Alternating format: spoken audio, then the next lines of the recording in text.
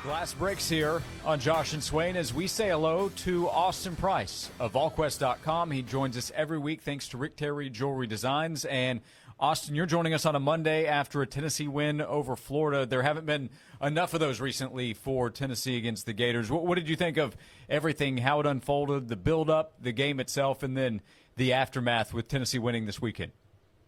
All of it was so big that I couldn't wait till Wednesday. I had to get with you guys on a Monday. That's how big it was, Josh. That's a statement right there, Swain. It is. The build-up was big. Tennessee embraced it all week. Josh Heupel talked about that when he joined Chris Lowe and I on The Nation last night about, the choosing to kind of embrace it and run with the fact they were a double-digit favorite and they were supposed to win the game. And,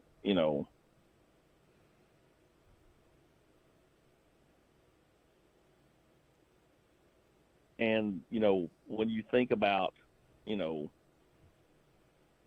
just how the game unfolded, like Tennessee offensively played like the favorite, right? I mean, they did what they had to do. Jason and I had this discussion on the locker room last night. Very strange how Tennessee, and it just kind of seems awkward. Awkward is the best word. When Tennessee's trying to close out the game and they go into that 4-minute offense. But then, they were able to get it done. It was way more stressful for every fan in attendance that sat through all those games over the years than a lot of people would have liked. They get the win, and then it's just a party the rest of the night. And big night in recruiting, just a big weekend in general. Tennessee's 4-0 heading into a bye week. Now they have a chance to get healthy or healthier. Maybe see if they can get Cedric Tillman back.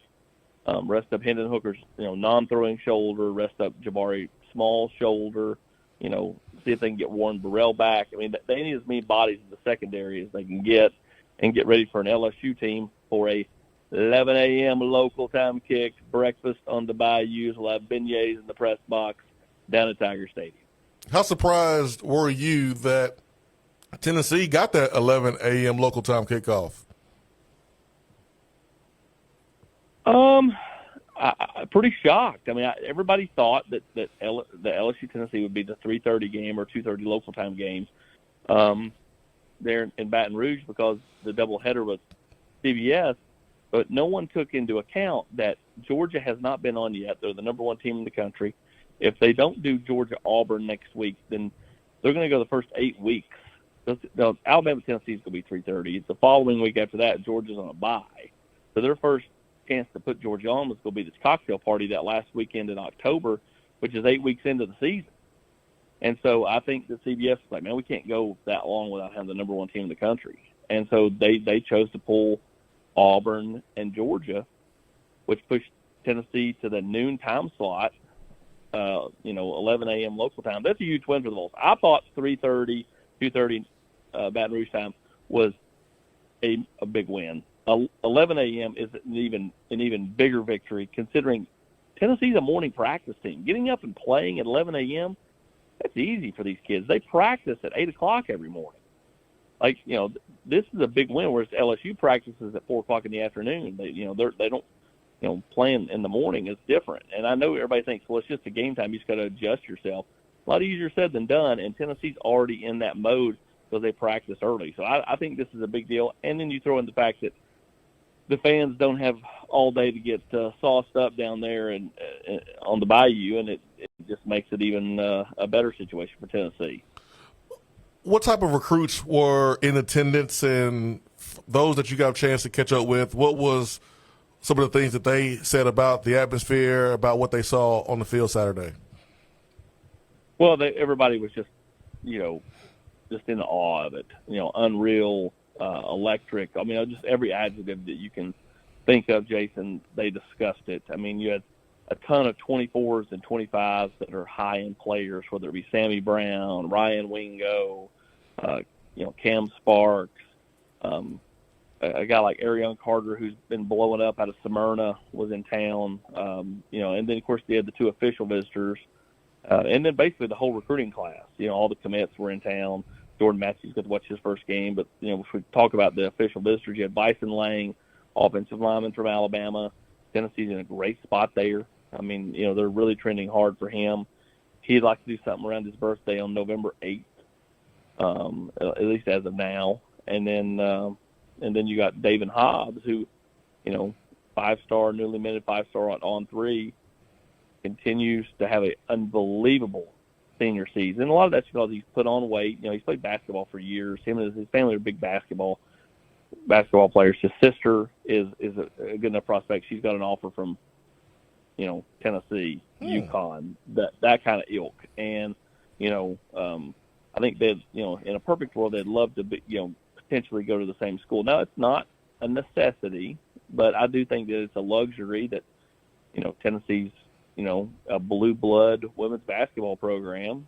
And, so I think that helps Tennessee's case. I think he's always liked Tennessee. Tennessee, for whatever reason, was just really slow to offer compared to some, and he kind of held it against them for a minute, but he's past that.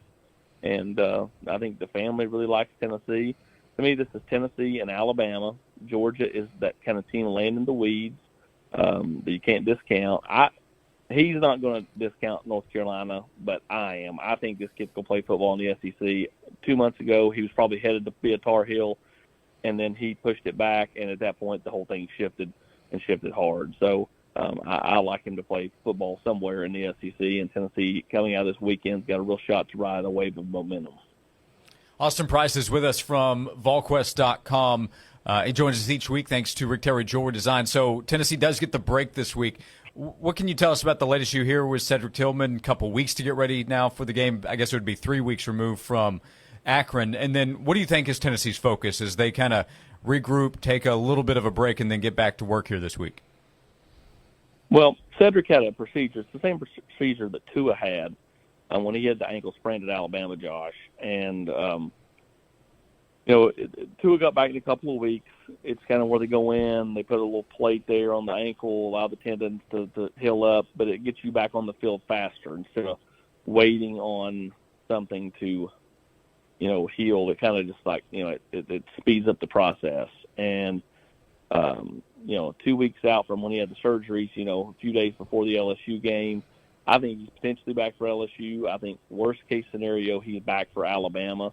But Tennessee proved Saturday that, they can, roll out there and scheme it up and get guys running wide open. They don't have to have Cedric Tillman to do that. And we would do that anyway. But, they had been so dependent on Cedric Tillman, especially at Pittsburgh with his 2,743 targets, it just kind of felt that, they really needed him. And they, don't get me wrong, he unlocks things even more. I think, Dylan Sampson, Cedric Tillman, those guys get back in the fray for LSU and or Alabama, and you've already had the success without them.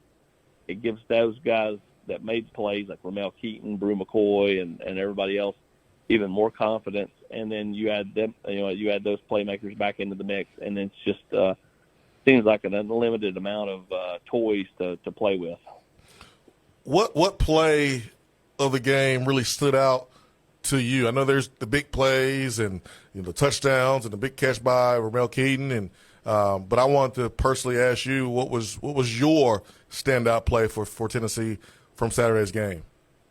Well, the play before the diving catch by Ramel Keaton was a 3rd down and 10 pass to Princeton Fant, and as much as we all talk about Fant's fumble early that just killed the momentum of the game. He comes up with a huge catch there. Hendon with a nice play to avoid a pass rusher and kind of his body and find Fant, picks up the 1st down. Next play after that, diving catch by Ramel Keaton, and then they're off. Hendon runs the I wasn't even a design run. It was just he scrambles and he gets down inside the 5, and of course the Brew McCoy touchdown. But it was that play to Fant that kind of got that drive really going, because if that don't happen, they're punting away. Florida's going to get the ball back with about a minute to go, and who knows what happens there. And Tennessee would have been trailing at the half. Instead, they go up at the half, and then get the touchdown coming out of halftime, and they win those middle 8. The last 4 of the first half, first 4 of the second half, and it kind of changed the scope of the game. All right, Austin Price, Volquest.com. What do you think we've missed that we should hit on with the big win against Florida? Obviously, Hendon Hooker, massive conversation locally, but now nationally. Would you go there or elsewhere in terms of what you take out of Saturday? Hendon Hooker deserves all the praise. I mean, 349 and 112 on the ground. I just think great team win, though. I think what you found out about this team through the first 4 weeks is at Pittsburgh they won when the defense had to step up, make some plays when the offense and special teams put them in tough spots. They were able to make plays, get the win. Saturday, defense put the offense in sterile spots, and the offense stepped up. So you've got good complementary football, and you got an undefeated team heading into a bye week. I've talked about this the last couple of days, but really, the last couple of weeks, just how the schedule falls for Tennessee. It's not like 2016 when you played Florida, Georgia, top 10 Texas A&M, and Alabama in a 4-week span. You had Pitt, then the Cupcake, Florida, bye week, LSU, Bama, but then you got another Cupcake and UT Martin before you play Kentucky and Georgia. So there's not this like boom, boom, boom, boom, boom. Like you have like some built-in breathers into the schedule, and I think that helps Tennessee. Totally agree. Go check out his coverage, his colleagues' coverage at Volquest.com. He's Austin Price. He joins us every week here on Josh and Swain, thanks to Rick Terry Jewelry Designs, making it unique, making it special, making it just for you. And Rick Terry Jewelry Designs wants to be your jeweler. Austin, great stuff as always. Thank you so much, and we'll check in with you again soon. Appreciate it, guys. Thank you.